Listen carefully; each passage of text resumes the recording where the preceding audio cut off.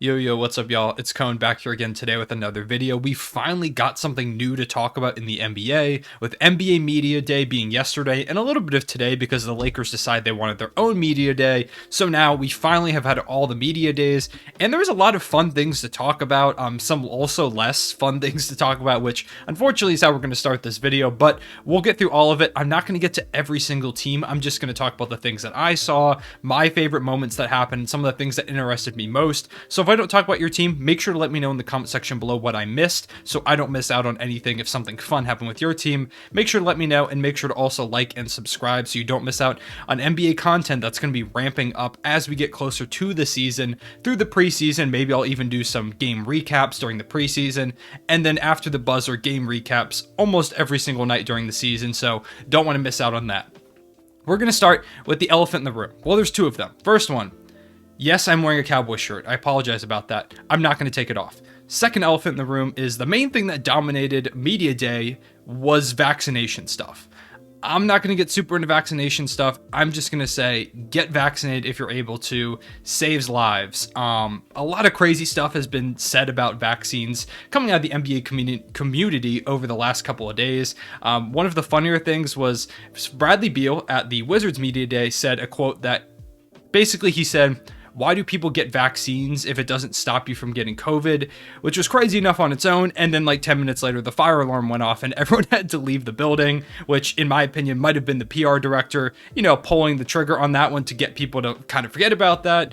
We had Andrew Wiggins kind of reaffirming his stance. If you haven't seen, Wiggins basically saying he doesn't want to get vaccinated. And then Curry saying that the Warriors will, quote, have to adjust accordingly if he misses a lot of time, which is very intimidating from Steph Curry. And then finally kind of taking a stab at some of this stuff that's been coming out. Robin Lopez, they asked him about Brook Lopez winning a title, and he said he was going to have to, quote, do his own research on that to see if Brook actually won a title. So Robin Lopez continues to be hilarious. He also said he was going to haze the Magic rookies by making them get him vaccines for a book club, which is probably the most Robin Lopez thing I've ever heard. So that's all I'm going to say about all of that. Yeah.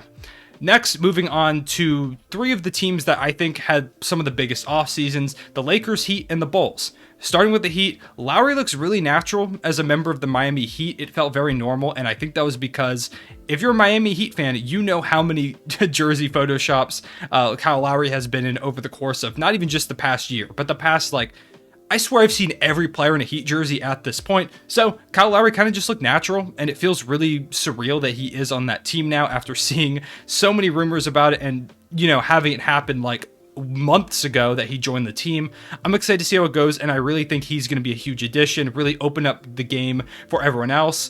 Jimmy got kind of a new look. He's got a headband now. He's rocking some braids, and also Bam looks way taller for some reason. I don't know why. The Heat looks scary.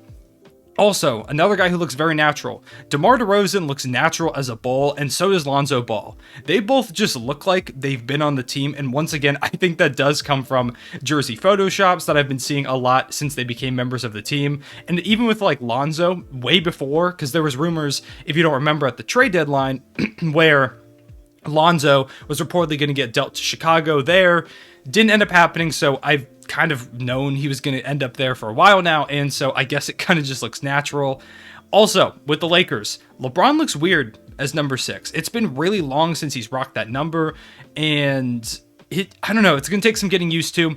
If you didn't know, the Lakers also, all their players are wearing the numbers 1 through 12. And then Dwight Howard's number 39. So a little out of the box for him there, but kind of cool. That's probably got to be the lowest combination of numbers we've ever seen on a roster. They also took this picture of all of their Hall of Famers, which looks insane, and is probably the most surreal picture I've seen in a really, really long time. This is a team that could have gone 82-0 5 years ago. It's going to be fun to see how they gel together right now. As you can see in that picture, also Russ is a Laker now, officially, we're seeing him in the jersey.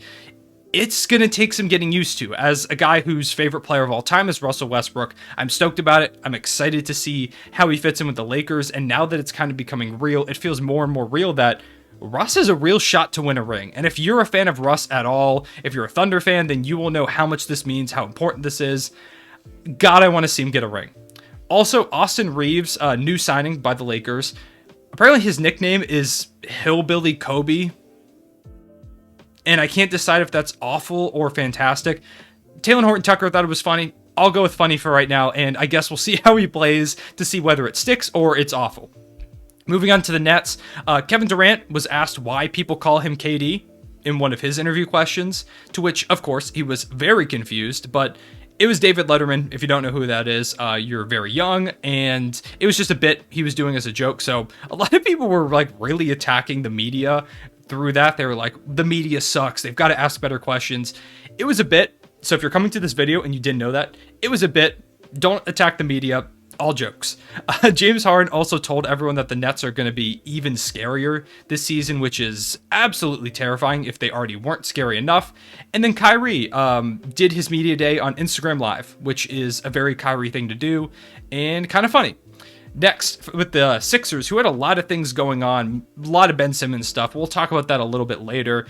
Joel Embiid, during Danny Green's interview, yelled, "Hey, Danny Green, you suck." And Danny Green was like, "That's my center," which is fun. Tyrese Maxey also then said that Danny Green was like 54 years old and has been in the league forever. So I guess the Sixers decided that in solidarity with their fan base, it was National Bully Danny Green Day, which is, you know, super fun, I guess.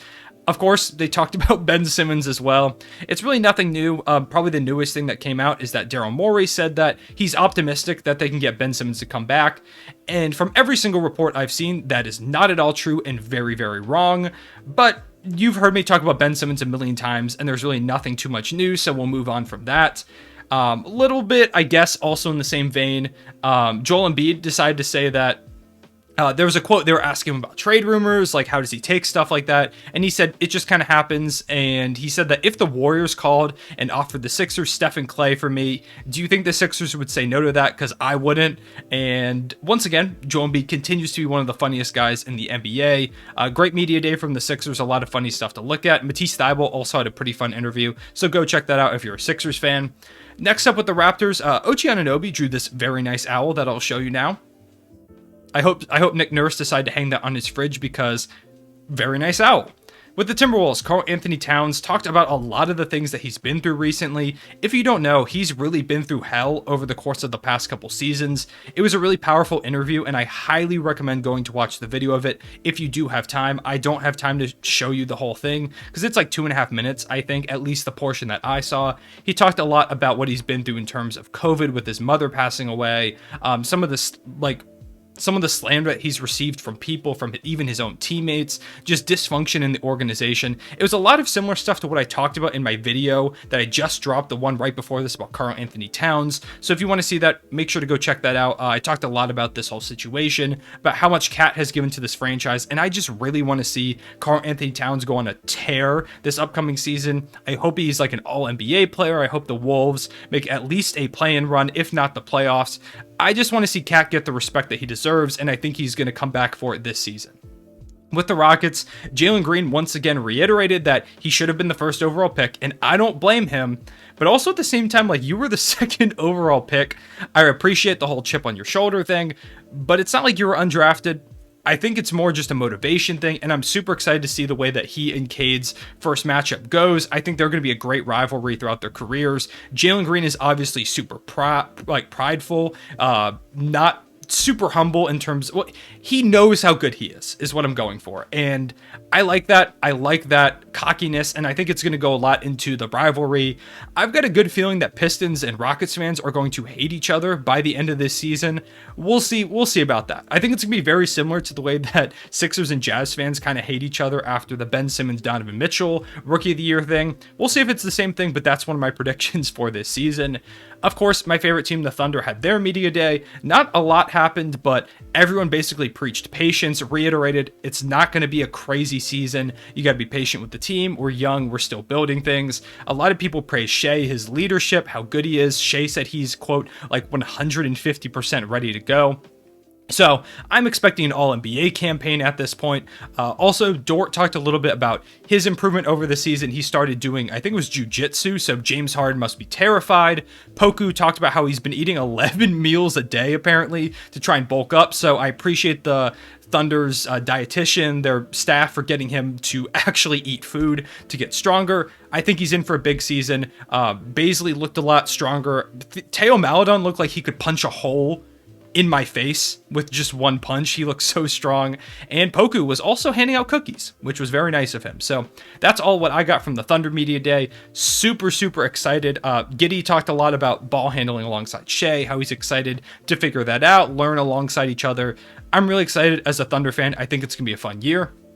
For the Clippers, Paul George said that he's ready for the most complete year of his career. That's what he expects out of himself. And I'm excited to see what he can do as the number one option with Kawhi Leonard out for most of, if not all of the season. Kawhi Leonard did say that he hopes to come back this season. That's part of why he signed a more long-term deal, because he's hopeful that he's able to come back this year.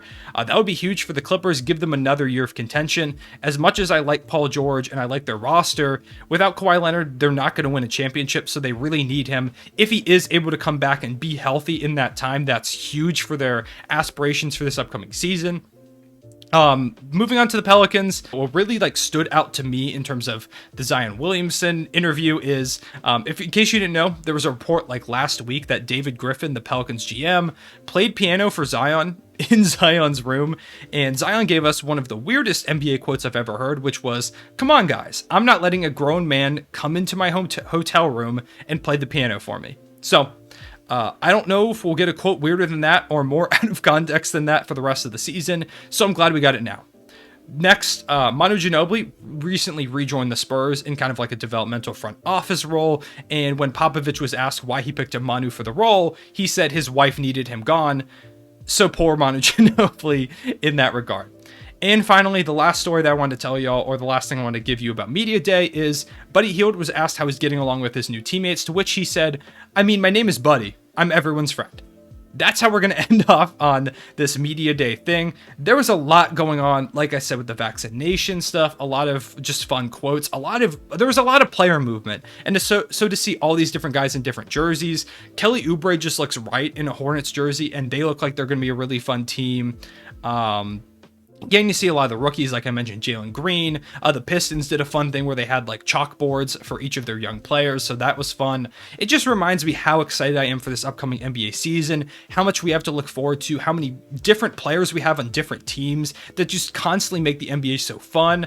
I like that stuff like Media Day exists in the NBA. It gets me hyped for the season. We've got the preseason coming up very, very soon, and the actual season is 20 days away now. I can't wait. I'm super excited. Like I said, if I missed anything that you thought was funny or interesting from Media Day, make sure to let me know in the comment section below. I appreciate y'all watching. I will see you all later. Real one, say it back.